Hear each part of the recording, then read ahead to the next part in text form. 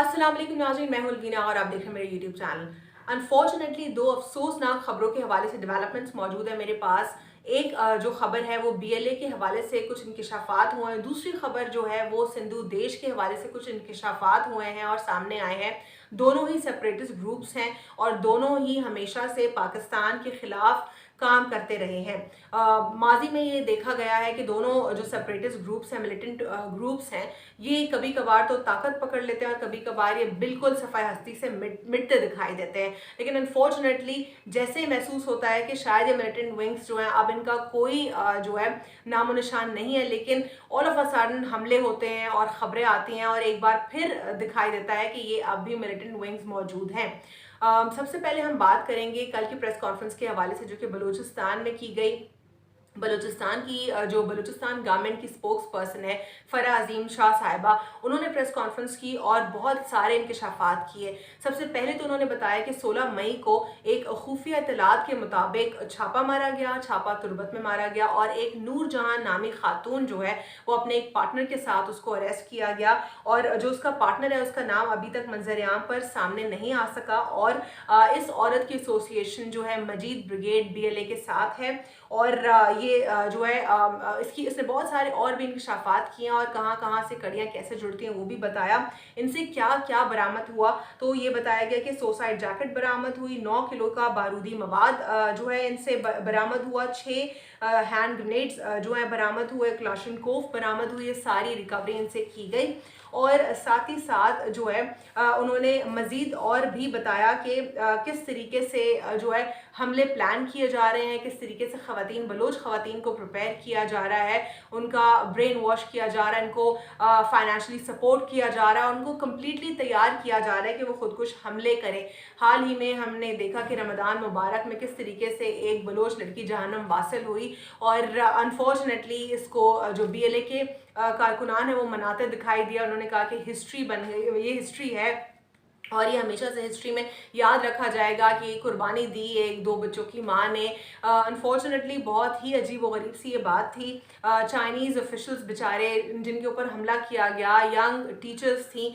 उसके बाद हमने देखा कि कन्फ्यूशियस इंस्टीट्यूट के जितने भी पाकिस्तान में इंस्टीट्यूट थे वो सब आहिस्ता आहिस्ता एक के बाद एक रैप अप करते गए और पाकिस्तान से वो जाते गए। जाहिर है वो यही चाहते हैं और वो यही काम अपना कर रहे हैं। साथ ही साथ प्रेस कॉन्फ्रेंस पे दोबारा आते हैं। प्रेस कॉन्फ्रेंस में उन्होंने मजीद ये भी बताया कि इस खातून को अरेस्ट किया गया और अरेस्ट करने के बाद जो नूरजहां नामी खातून है इसके साथी के साथ जब अरेस्ट करने के बाद इनको कोर्ट में पेश किया गया। कोर्ट में पेश करने के बाद 7 दिन का इनका रिमांड हुआ। 7 दिन के रिमांड में जो मजीद 7 दिन का रिमांड होगा अब, क्योंकि ये इनका मतलब ये अब तक की फाइनली जो अब तक की डेवलपमेंट्स है वो ये हैं। और एक और चीज़ उन्होंने बताई कि असलम उर्फ अच्छू नामी एक शख्स था जिसको अफ़गानिस्तान में मारा गया था। उसकी बीवी है यास्मीन। वो उसकी जो बीवी है वो प्रिपेयर कर रही है बलूच ख़वातीन को और वो उनको बता रही है कि कैसे करना है हमला, क्या करना है और सारी जो स्ट्रैटेजी है, प्लानिंग, वो ये खातून कर रही है यास्मीन। और साथ ही साथ इसकी एक और खातून होती है जिसका नाम है वहीदा, ये भी इसके साथ प्रिपरेशन कर रही है। और साथ ही साथ इसने एक तीसरी खातून का भी नाम लिया नूरजहां ने, जो कि है फहमीदा। ये 3 खवातीन हैं जो कि बहुत पेश हैं इस नापाक काम में और उन्होंने बताया कि ये सब मजीद ब्रिगेड की ही खवातीन हैं और मजीद ब्रिगेड कैसे प्रिपेयर कर रहा है खवातीन को। साथ ही साथ उसने कुछ फाइनेंशियल सपोर्ट के हवाले से भी इंकशाफात किए। उस खातून ने बताया कि फाइनेंशियल सपोर्ट जो उनको मिलती है वो नदीम नामी एक शख्स है जो कि उनको दुबई से फाइनेंशियली सपोर्ट करता है।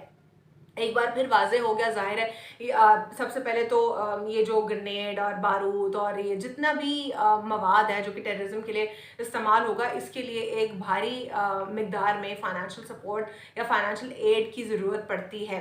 दूसरा, जो शख्स ये कर रहे हैं, सेक्रीफाइसेस कर रहे हैं, वो किस लिए कर रहे हैं? क्या वो जेन्युइनली पाकिस्तान के लिए दर्द रखते हैं, नहीं रखते हैं? और अगर वाकई वो पाकिस्तान के लिए दर्द रखते हैं तो फिर पाकिस्तान को और बर्बाद क्यों कर रहे हैं? तो ज़ाहिर है वो भी फाइनेंशियली अपनी सपोर्ट के लिए कर रहे हैं। ये सारे मामलात उस जो खातून है उसने सारे बताए और इसके ऊपर जो एफआईआर कटी वो एक्सप्लोसिव एक्ट 13B के तहत कटी है।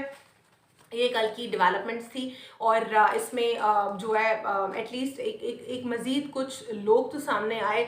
ये एक खुशाइन चीज़ है। उम्मीद करते हैं कि शायद बीएलए का ख़ात्मा हो सके और अगर हमारी सिविल और मिलिट्री क़यादत दोनों सेम पेज पर हों, क्योंकि हमारी जो मिलिट्री है उसमें कैपेसिटी है, ये ख़त्म हो सकती है सफ़ाए हस्ती से। सारे जो एंटी स्टेट जो जितने भी विंग्स हैं वो ज़रूर ख़त्म हो सकते हैं। तो बस हमारे जो दोनों क़यादतें उनको सेम पेज पर होने की ज़रूरत है और दोनों को पाकिस्तान के लिए एक साथ मिलकर काम करने की ज़रूरत है। दूसरा हम बात करेंगे, कुछ देर कबल ही आपने देखा होगा, अगर आपने प्रेस कॉन्फ्रेंस सुनी है, मुर्तज़ा वहाब साहब की जो कि एडमिनिस्ट्रेटर कराची हैं, उन्होंने जो है एक प्रेस कॉन्फ्रेंस की और उन्होंने प्रेस कॉन्फ्रेंस की सीटीडी हुक्काम के साथ। मुर्तज़ा वहाब साहब ने एक ऑडियो भी सुनाई और ऑडियो क्लिप में आप सुन सकते हैं, वो सिंधी ज़बान में था और ऑडियो क्लिप में जो कॉन्वर्जेशन थी that was between Asgar Shah and Aladino. जो Asgar Shah he is the mastermind और ये इससे बात कर रहा था और वो अलाडिनो को कह रहा था कि तुमने मास्क नहीं पहना हुआ था, और वो उससे पूरी और भी डिटेल्स, वो काफ़ी लंबी ऑडियो थी और वो उस पर जो है उन्होंने डिटेल्स की और कॉन्वर्जेशन उनकी वो जो भी एक्सचेंज होती रही। उसके बाद मुर्तज़ा वहाब साहब ने कहा कि इस ऑडियो का जो ट्रांसक्रिप्ट है वो भी हम आपको दे देंगे उर्दू में, और साथ ही साथ उन्होंने कुछ चीज़ें बताई। जिस तरह उन्होंने कहा कि 12 मई का इंसिडेंट हुआ, इसकी सिंधु देश जो सेपरेटिस्ट ग्रुप है उन्होंने इसको तस्लीम किया और इसके बाद सीसीटीवी फुटेज भी सामने आ गई, ऑडियो क्लिप भी सामने आ गया और असगर शाह के हवाले से भी उन्होंने बताया कि ये पाकिस्तान में नहीं है और पाकिस्तान से बाहर इन चीज़ों को, ये जो मिलिटेंट एक्टिविटीज़ है इसको सपोर्ट कर रहे हैं। साथ ही साथ मुर्तज़ा वहाब साहब ने एक बहुत ही अहम नुक्ता रेज़ किया। उन्होंने बताया कि 2021 में जो है यही शख्स अलाडिनो, इसको अरेस्ट किया गया था और जब इसको अरेस्ट किया गया, कोर्ट में पेश हुआ, कोर्ट ने अनफॉर्चुनेटली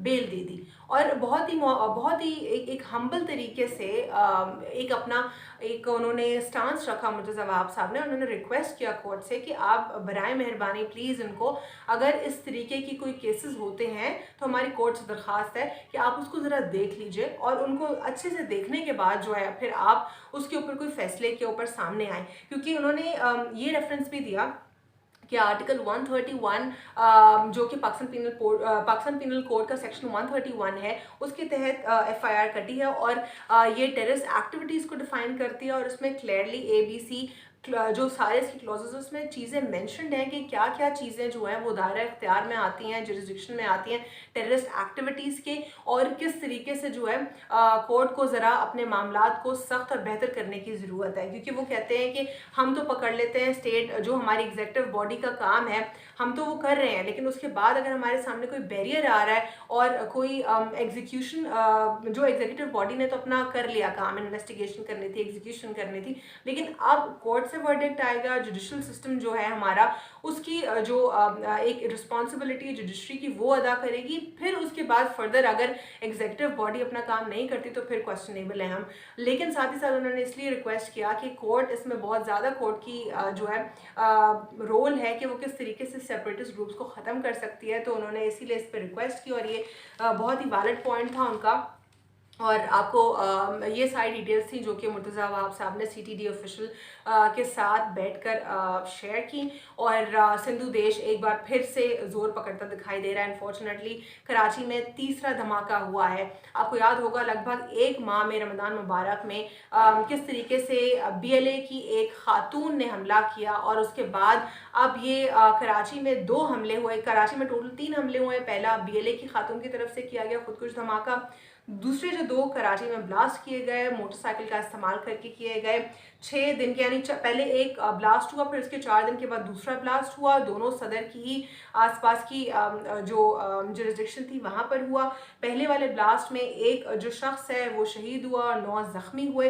दूसरे ब्लास्ट में एक औरत शहीद हुई और 14 इसमें ज़ख्मी हुए। बहुत ही अफसोसनाक खबर है और किस तरीके से जो सेपरेटिस्ट ग्रुप्स हैं वो एक बार फिर ताकत पकड़ रहे हैं। बहुत तकलीफ़ की बात है ये। इन्वेस्टिगेशंस जो हैं वो सामने पंजाब बलूचिस्तान और सिंध दोनों सूबों की तरफ से आ गई हैं। उन्होंने आइडेंटिफाई कर लिया है इसको, मजीद और इन्वेस्टिगेशन होगी।